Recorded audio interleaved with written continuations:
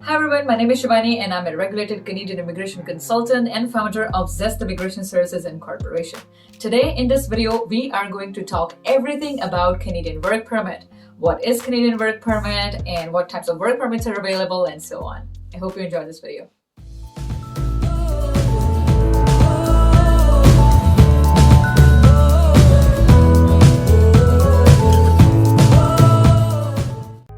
So let's get started. Work permit or visa. A Canadian work permit or work visa allows international candidates to work in Canada on a temporary basis. There are essentially two types of work permits. First is open work permit and second is an employer-specific work permit.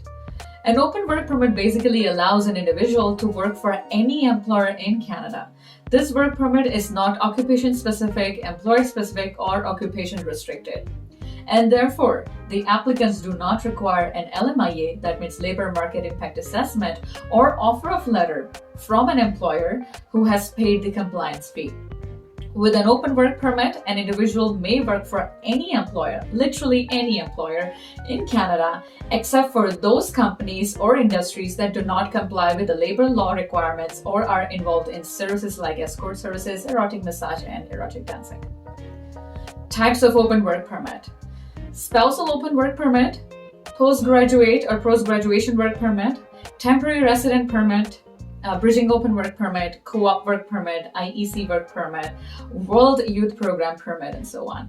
There's a subcategory of open work permit that is an occupation restricted open work permit. Now, what is an occupation restricted open work permit? Well, an occupation restricted open work permit lets an individual work for any employer, but only in an occupation listed on the work permit. So, for example, in the home child care provider or home support worker pilots, the individual must work outside Quebec in one of the following NOC jobs, which is home child care provider or home support worker. Now, if an individual has this type of work permit, their employer doesn't need an LMIA to hire them. Now, speaking of an LMIA or employer-specific work permit, let's jump to what is employer-specific work permit. The employer-specific work permit is a permit that allows an individual to only work for a specific employer. For example, the candidates with a job offer that is supported by an LMIA or intra-company transferees, workers under federal or provincial or territorial agreement, etc. They would fall under an employer-specific work permit. While the employer-specific work permit pertains to a single employer, the open work permit can come with certain conditions written on it, such as the type and the places where an individual can perform and the duration of their work permit. Now let's talk about LMIA. What is an LMIA? An LMIA is a document from Employment and Social Development Canada, also known as ESDC, that gives the employer permission to hire a temporary foreign worker. ESDC will assess the employer's LMIA application to determine what impact hiring a temporary foreign worker would have on Canada's job market. ESDC may issue a positive or negative LMIA letter to the employer. Well, your employer should have or should give you a copy of this letter to include with your application of a work permit if you're the candidate getting an LMIA supported job offer.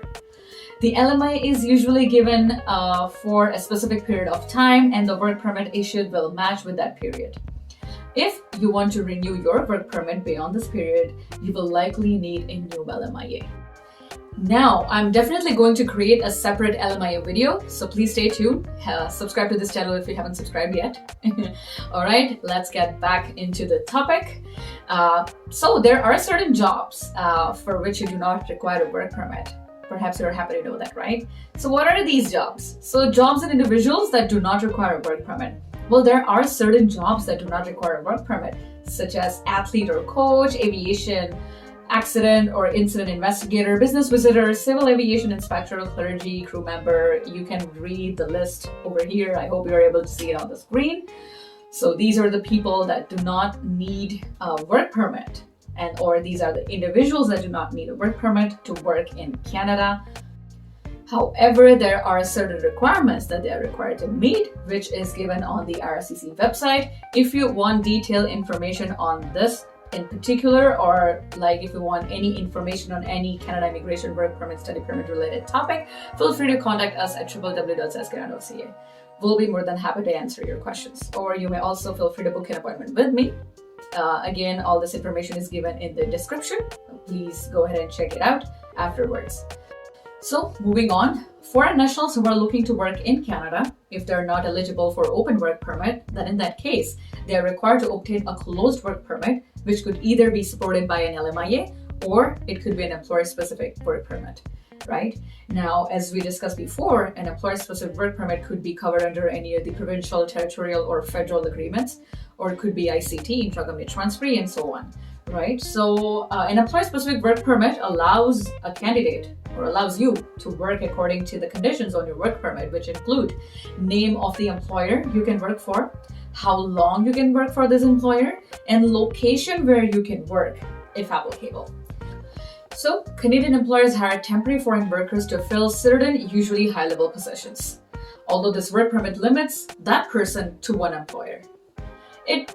Although the work permit limits the person to one employer, it provides an opportunity for that person to come to Canada temporarily and gain some Canadian experience before applying for permanent residency. So, well, are you eligible for an employer-specific work permit? Let's find that out. There are a number of ways to be eligible for an employer-specific work permit. This includes academic credentials, applicants who are part of the Atlantic Immigration Pilot Program, dancers, actors, orchestral musicians, opera singers, or someone in a related field, entrepreneurs, film or television production workers, French-speaking skilled workers who intend to work in a francophone community outside Quebec, intra-company transferees, professional athlete or coach, provincial nominated applicants who have a job offer, religious workers, or someone doing charitable work, repair or maintenance worker for industrial or commercial equipment, researchers at certain Canadian institutions, startup visa program applicants, workers under a federal, provincial, territorial agreement, as discussed before. Right? It is not usually required to have an LMIA if the occupation is listed here. If the person doesn't fit in any of these categories or in any of these occupations that's listed or that's given on your screen right now, well, in that case, they are required to get an LMIA, or maybe in certain cases, they may still be eligible for an employer-specific work permit depending on their case. So I really hope you liked this video. If you did, please do not forget to like, share, and subscribe. I'll definitely be coming with more and more videos on specific topics, so please stay tuned.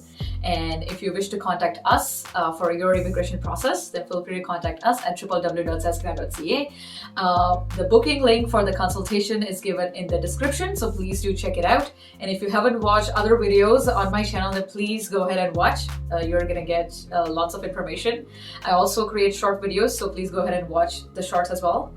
And yes, again, stay tuned. And thank you for watching this video. Truly appreciate your time, and take care. See you soon.